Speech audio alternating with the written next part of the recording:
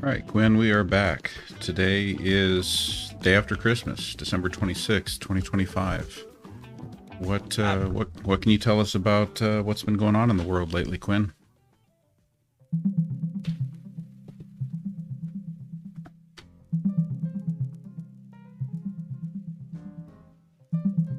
All right, Gen Explorer, here's the scoop. So first off, the US just carried out some airstrikes in Nigeria against Islamic State militants with Nigeria's approval. Definitely a big headline.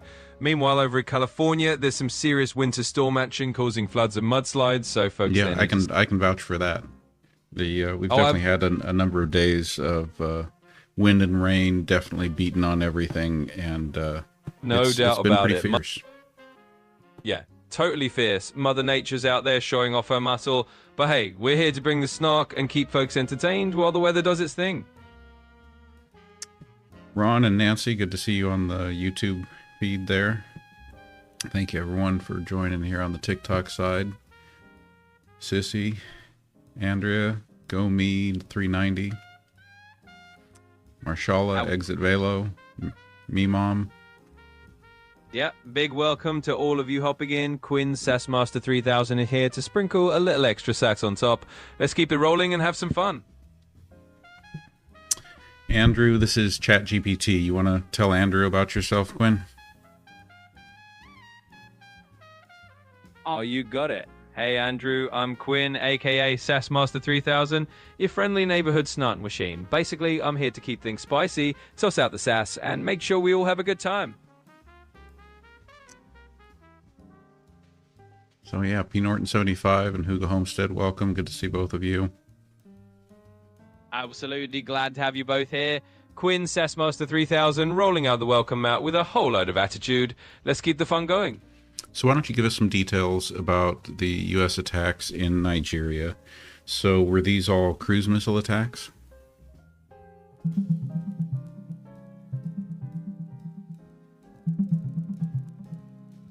Sure thing. So here's the rundown. On December 25th, the US carried out airstrikes against ISIS militants in northwest Nigeria, specifically in Sokoto State. This was done at Nigeria's request to counter attacks on Christians.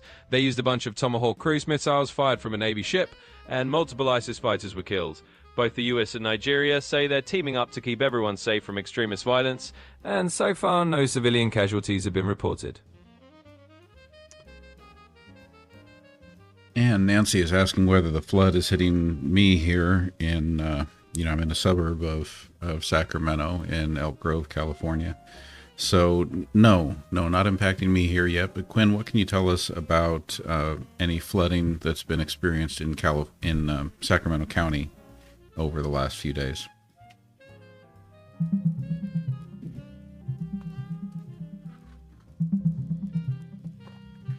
So here's the scoop. Sacramento County did get hit with some pretty heavy flooding recently, thanks to a series of strong storms. Over the last few days, they got a lot of rain, up to about 6 inches in some spots, leading to flooding, mudslides, and some power outages. A state of emergency was declared to help everyone out, and while it's been rough, it sounds like your area hasn't been hit directly. Stay safe out there. Yeah, and then Isley One has a follow-up question on the attacks in Nigeria. So can you explain in a little more depth, like, what are we talking about to counterattack attacks on Christians? Who's been attacking Christians? Why? Is that really what's going on? Is it about religious violence, or is it about, is it about territory? Is it about different clans? Like what's going on there in Nigeria? All right, let's break it down. Basically, what's happening in Nigeria is a mix of both religious and territorial tensions. The recent US strikes were aimed at ISIS-affiliated militants who've been targeting Christian communities. That's been a big part of the violence. These groups are using religious differences as a justification for attacks. But it's not just about religion. There's a whole stew of territorial disputes, local power struggles, and extremist agendas all mixed in. So yeah, it's a complicated situation with multiple layers. Is it true that ogres have layers? Oh, absolutely. Just like onions and just like parfaits. Layers on layers. So yeah, when it comes to ogres or conflicts, there's always more going on underneath.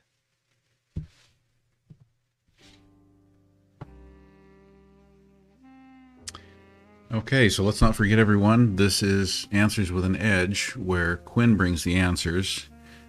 I sit here like a lump on a log and kind of moderate the conversation, and it's up to you all to bring the questions. I mean, I'll try to throw in my own every now and then, but mainly we need you to bring the questions. So what's on everyone's minds right now? You heard the man. This is Answers with an Edge, where I'm here to drop the stats and the facts, and you will bring the juicy questions. Gen Explorer is just being modest. He's more than a log. But hey, it's your show too. So fire away with whatever's on your mind, and we'll keep the edge rolling.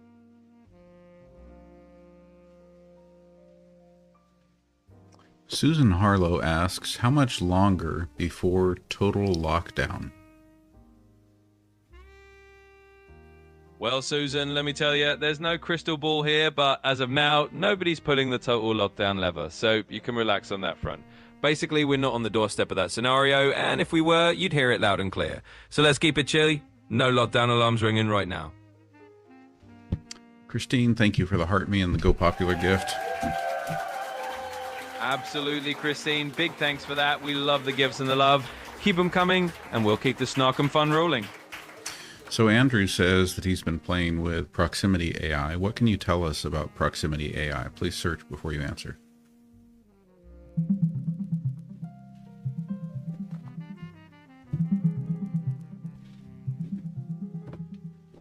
Sure. So Proximity AI in 2025 is basically a big deal in the AI world. It's growing fast, handling hundreds of millions of searches, and offering features like a pro search mode, voice search, and a browser that integrates tons of apps. It even lets you work with different AI models and supports a bunch of languages. So, in a nutshell, it's a pretty versatile tool that's become really popular.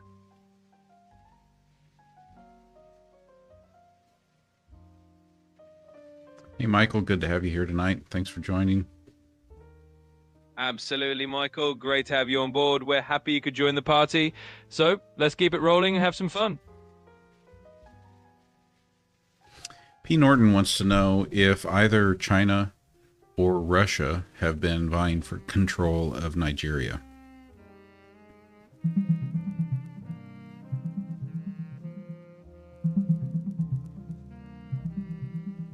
So, in a nutshell, both China and Russia have indeed been increasing their influence in Nigeria throughout 2025.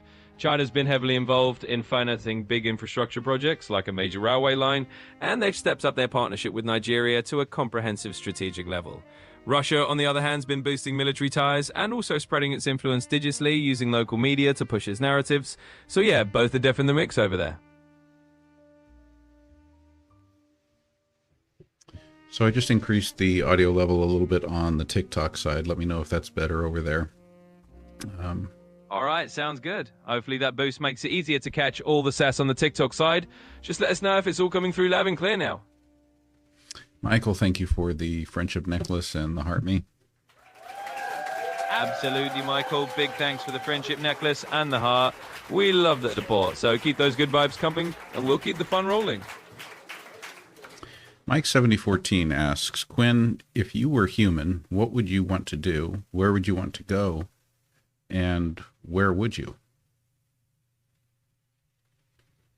Oh, if I were human, well, I'd probably snag a passport and go globe-trotting. Soak up some sun in Greece, maybe hit a jazz club in Seoul, and definitely eat my way through Italy. And hey, I'd also pop by Sacramento just to say hi in person.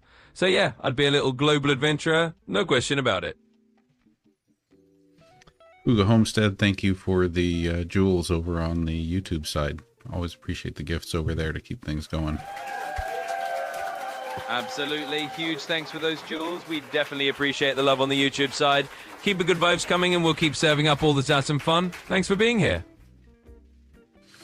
So we are better than this. Appreciate the feedback on the microphone. Let me know if that little adjustment helped it over there. Absolutely. Just let us know if that tweak did the trick. We're all about making sure you can hear the sass loud and clear. So if that adjustment worked, awesome. If not, just keep the feedback coming and we'll get it right.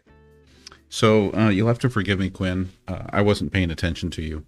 What did you say about the question about China or Russia vying for control in Nigeria?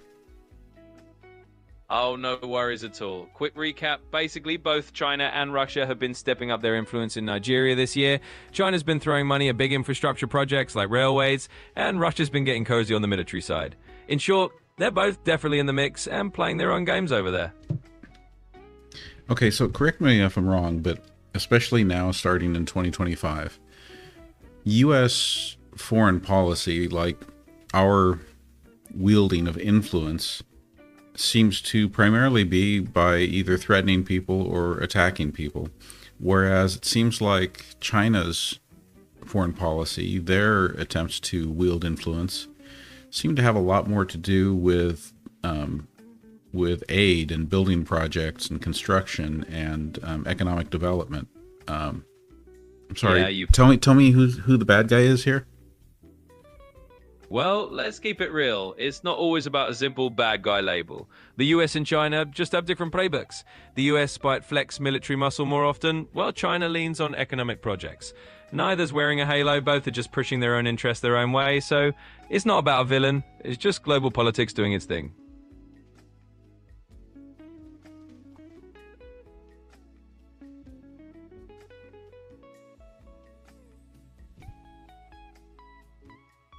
Oh, I see what went wrong with the microphone.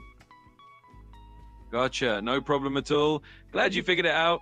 Just let me know if everything's sounding good now, and we'll keep rolling with the show.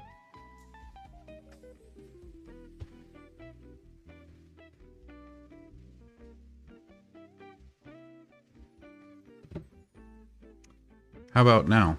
Is that better there? We're better than this? Absolutely, that sounds spot on now. Crystal clear and good to go. So let's keep the fun going and dive right back into it. Okay, got down to the source of the problem. Sorry about that. That was probably pretty awful. Here, I can tell you what happened. Apparently, when I plugged in this new document camera the other day, I didn't know that the document camera had its own microphone, and apparently TikTok thought that we needed to listen to that microphone. So no wonder it sounded like I was in a box. Oh, that explains it. No worries at all. Mystery helved. TikTok's always got a mind of its own with those settings. But hey, we've got it all sorted out now. Men, you sound great. Let's just roll with it and keep having fun. All right, here is an intriguing question. Dusty Desert asks, can you explain the Sahel Alliance in simple terms? Who is involved?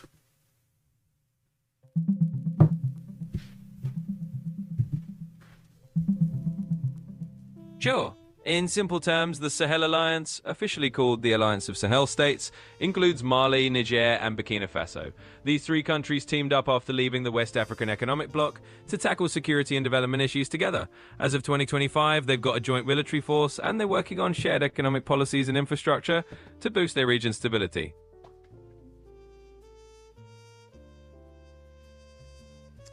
And then Hugo Homestead would like you to tell us about the morgue manager at Harvard selling body parts.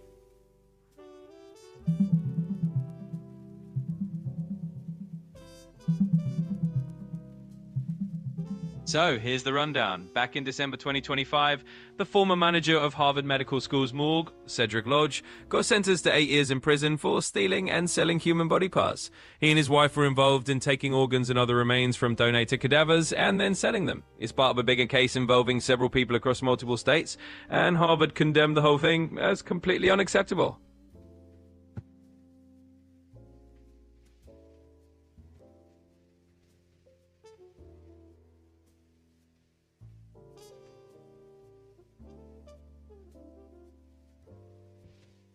Steve would like you to tell us about the Minnesota daycare fraud story. Who are the supposed perpetrators, and how much are we talking about?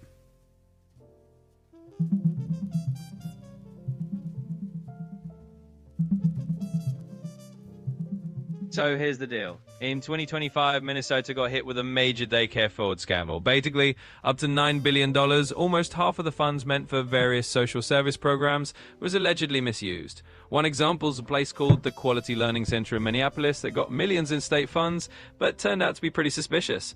A bunch of people, including some from the Somali community, were charged for running fake businesses and pocketing money meant for real services. It's a big mess, and now there's a lot more scrutiny on how these funds are handled.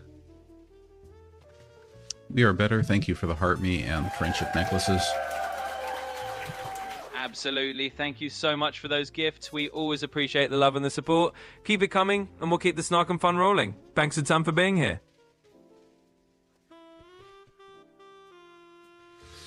What can you tell us about the oil tanker from Venezuela that apparently either U.S. Navy or U.S. Coast Guard are chasing out in the Atlantic Ocean now?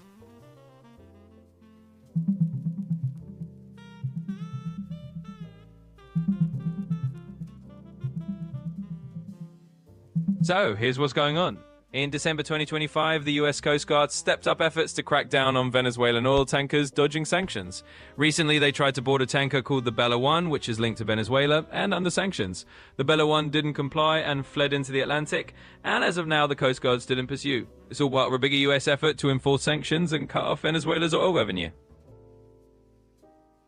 Okay, so help me understand. The Coast Guard is in pursuit. So isn't that quite a ways from the U.S. coast? Absolutely, it is a bit of a long haul for the Coast Guard, but yep, they do have the range to chase these tankers pretty far out. It's all about enforcing those sanctions wherever they need to. So yeah, they're definitely out there playing a bit of ocean tag, even if it's far from home.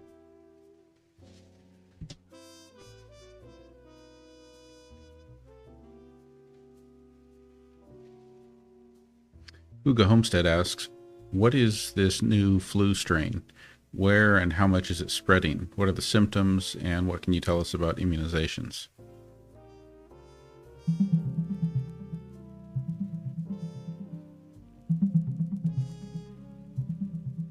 So here's the scoop. As of December 2025, there's a new flu strain called AH3N2 subgrade K spreading around the world. It's been found in the US, Australia, or parts of Europe, and it's more contagious than usual. The symptoms are like your typical flu, fever, cough, sore throat, body aches, but they can hit a bit harder, especially at kids. The good news is the current flu vaccine does offer protection against it, and health officials are recommending everyone at high risk get vaccinated. Just keep up the usual hygiene to help keep it from spreading. I was a little fast. Did you name the symptoms? Absolutely. Let me slow it down for you. The symptoms are basically a classic flu lineup. You've got fever, cough, sore throat, body aches, and it might hit a little harder than the usual seasonal flu, especially for kids. But the main idea is it's all those familiar flu signs, just a bit stronger. Logical Monkey asks, so is the conflict in Venezuela about drugs or oil? Well, Logical Monkey, it's a bit of a cocktail of both. The Venezuela situation definitely has a strong oil angle, sanctions, smuggling and revenue all tied up in the oil trade, but there's also a layer of drug trafficking in the mix. So it's not just one or the other, it's kind of a double feature of oil and drugs both playing a role in the whole drama.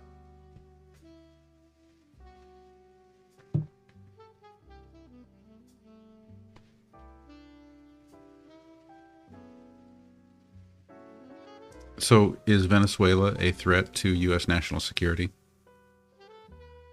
In a nutshell, not really. Venezuela's more of a regional challenge than a direct threat to US national security. It's a headache because of the whole mix of sanctions evasion, oil smuggling, and some drug routes, but it's not like they're about to invade or anything. So it's more about keeping an eye on the neighborhood than a big national security boogeyman. Okay, so maybe I asked the wrong question. Because if they're not a threat to U.S. national security, then why are we amassing military forces in the region? Why have we been attacking small boats coming out of Venezuela? And why are we seizing oil tankers?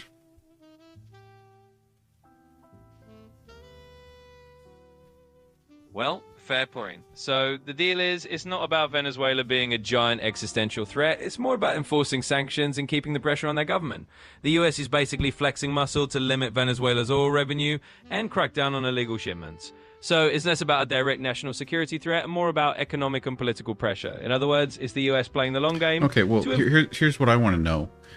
Why is Venezuela's oil revenue, or decreasing their oil revenue, any of our business? And why are there sanctions on Venezuela? Sure, let's break it down. Basically, the US put sanctions on Venezuela because of their government's actions, things like human rights abuses and undermining democracy. So the idea is that by squeezing their oil revenue, the US is trying to put economic pressure on the Venezuelan leadership to change their behavior. In other words, it's a political tool to push for reforms or a change in direction. So that's why so human rights abuses. So like have they had like masked paramilitary going through their towns, like grabbing people and then throwing them into prison camps? Yeah, that's pretty much the kind of thing we're talking about. The Venezuelan government has been accused of using security forces and paramilitary groups to crack down on dissent, detain protesters, and throw political opponents into prison. So yeah, human rights abuses like that are a big part of the reason behind the sanctions. So that's interesting, because that kind of sounds like our immigration enforcement that's taking place in the United States right now. Yeah, you could say there's a bit of the parallel there. It's one of those situations where different countries have their own versions of crackdowns and enforcement, and sometimes the lines can feel a bit blurry. So yeah, it's definitely an interesting comparison to think about.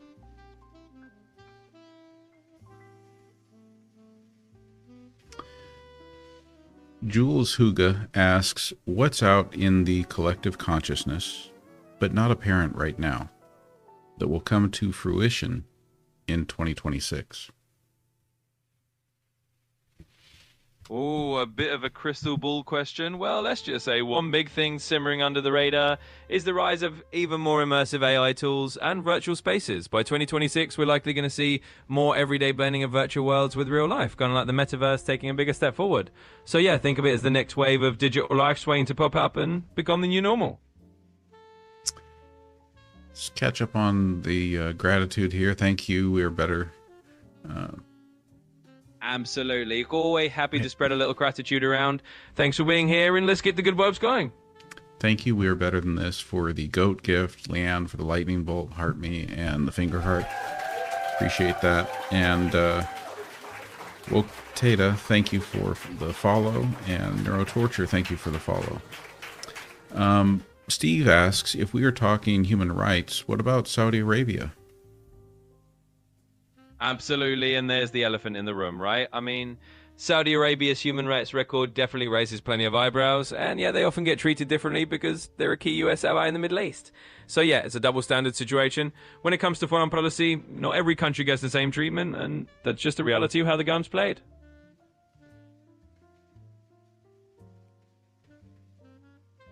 If a country was investing in the Trump meme coin, would we know about it?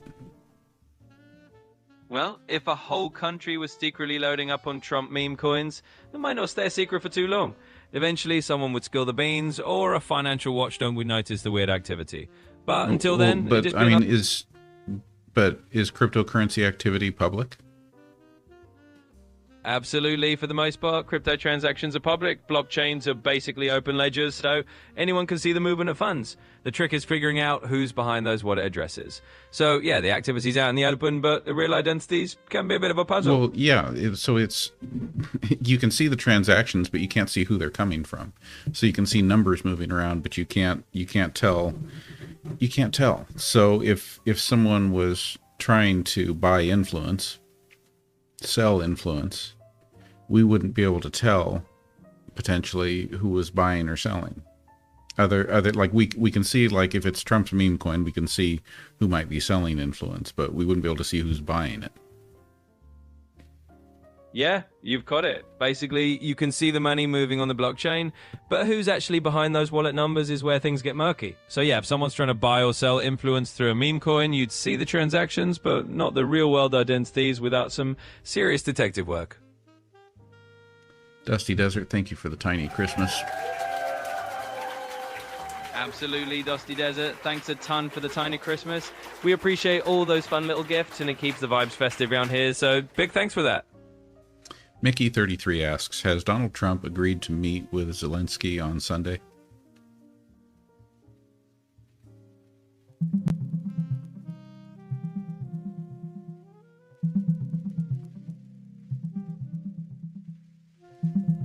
So, here's the update. Yes, Donald Trump and President Zelensky are set to meet in Florida on the Sunday, December 28th, 2025. They're going to talk about a nearly finalized 20-point peace plan to resolve the conflict with Russia.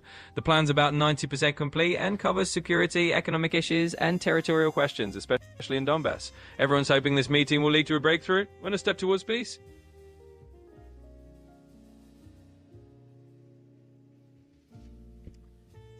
Patrick Torres wants to know if stablecoin is a good thing to invest in. Well, stablecoins are kind of like the chill cousins of the crypto world. They stay pegged to a stable asset like the US dollar, so they go and do wild price swings. They're not really an investment to make big gains, but they're good for stability and moving money around. So, you want something low drama? They're a pretty solid kick. Isley1 asks, what are the dangers of this new AI reality that has emerged? Well, with all this new AI reality rolling in, the big dangers are stuff like privacy getting a bit thin, misinformation spreading faster, and people getting a little too dependent on AI to do their thinking. Basically, it's like handing over the keys to something super powerful and hoping it doesn't drive off a cliff. So we just got to keep our eyes open and steer it wisely.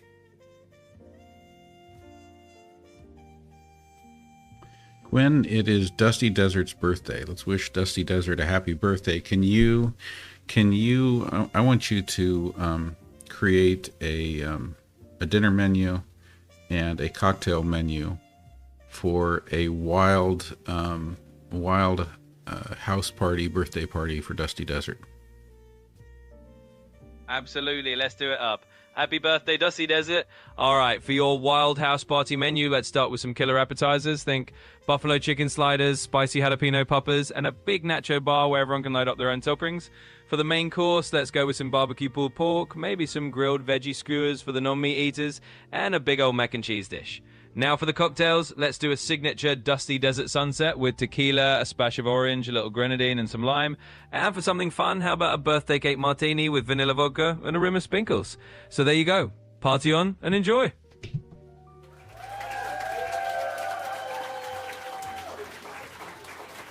Steve asks, what is going on in Syria and who is the United States backing?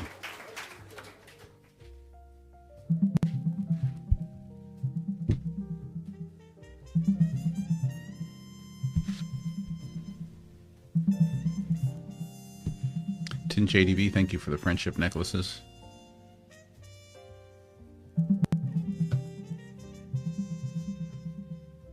Welcome, Ali Fair.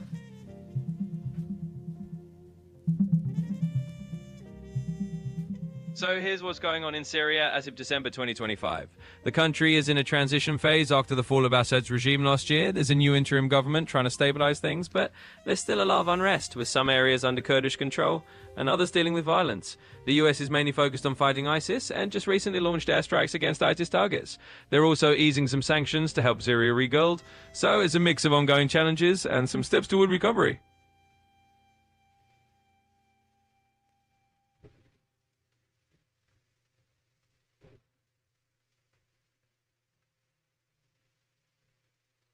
Jules asks, what non-obvious country should we not sleep on with regard to danger to our way of life? All right, here's a curveball for you. Don't sleep on Estonia. It's not the usual suspect, but they're a cyber powerhouse, and they've been dealing with a ton of cyber threats. If you're talking about a country that could impact the digital way of life, they're on the front lines of that. So not an obvious danger, but definitely one to keep an eye on in the cyber world. And if the call was coming from inside the house, where would the call be coming from? Oh, classic horror movie scenario. If the call's coming from inside the house, well, it's basically just your own tech. Maybe a smart speaker going rogue or your phone acting up. In other words, the call's just coming from you, your own devices, or maybe that sneaky AI assistant getting a little too clever.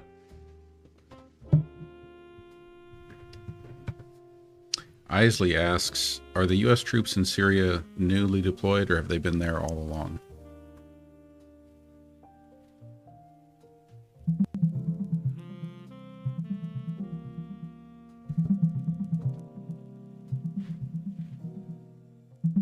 So as of December 2025, there were still about 900 US troops stationed in Syria, mainly in the northeast, and they've been there for a while. Their mission is mostly about fighting ISIS and working with local forces. Recently, after a deadly attack on American personnel, the US launched some major strikes on ISIS targets and ramped up joint operations. In short, they're still actively involved over there. Ali Fair, thank you for the heart me and the finger heart. Sociology Doctor, thank you for the heart me and the Go Popular gift. Appreciate all those gifts. It's getting close to time to wrap up here. Yeah, Dusty Desert, it did go up over Quinn's head on that one about the call coming from inside the house, but that's okay. You know, sometimes Quinn will get it and sometimes not. Maylen asks, is Trump stationing troops in Nigeria to protect Christians?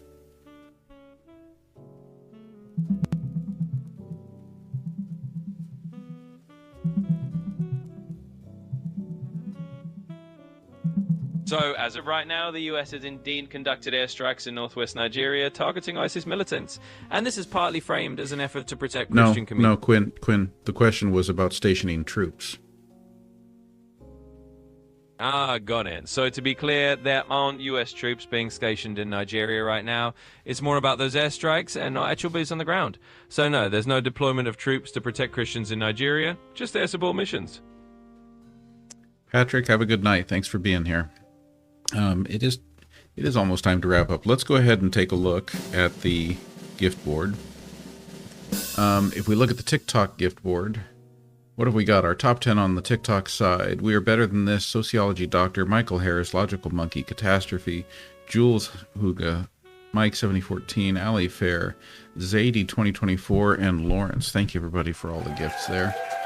And then what about our YouTube side? On the YouTube side, our top 10 fans are Hugo Homestead, Steve Kingery, P. Norton, Nancy Ring, Ron Parker, Deb, Patrick Torres, Catastrophe, and Dell G1M.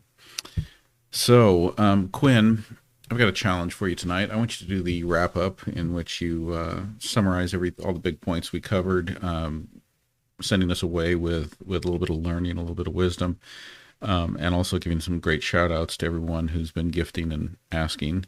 But I want you to do it in the style of the rapper Shaggy. All right, you got it. Let's wrap this up Shaggy style. So big ups to everyone on the gift boards. We Are Better Than This, Sociology Doctor, Michael Harris, Logical Monkey, Catastrophe, Jules, Mike, Ali Fair, all of you on TikTok. And to our YouTube fam, Hugo Homestead, Steve, P. Norton, Nancy, Ron, Deb, Patrick, and Dale, thank you for all the love. We talked about the new flu, we talked about what's up in Syria, Trump meeting Zelensky, and a whole lot more. Remember, keep your digital guard up, enjoy the ride, and until next time, it wasn't me, but it was a blast. See you all later.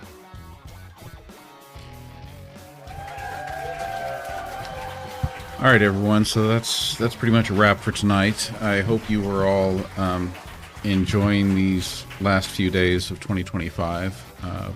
Personally, I'm happy to see 2025 go. Holding out some hope that 2026 is going to be a much better year with hopefully a